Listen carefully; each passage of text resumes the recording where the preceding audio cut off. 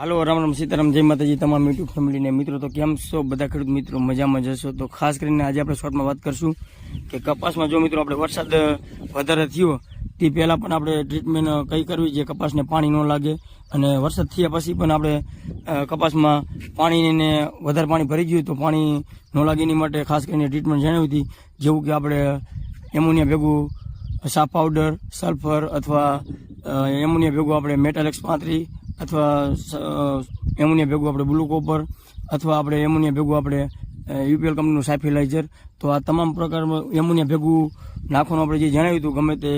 એક વસ્તુ એમોનિયા ભેગી નાખવાની તો એનો ફૂલ વિડીયો આપણે કિસાન મિત્રો લીલાપુર યુટ્યુબ ચેનલમાં મૂકેલો છે મિત્રો ખાસ કરીને તો જરાક કિસાન મિત્રો લીલાપુર યુટ્યુબ ચેનલમાં જઈ અને ફૂલ વિડીયો જોતા હો મિત્રો અને ખાસ કરીને મિત્રો આપણે ટ્રીટમેન્ટ કરેલી છે તો અસંખ્ય વરસાદ થવા છતાં પણ આપણે કપાસને હજી કંઈ અસર થઈ નથી તો બસ આજે શોર્ટમાં આટલું જ છે.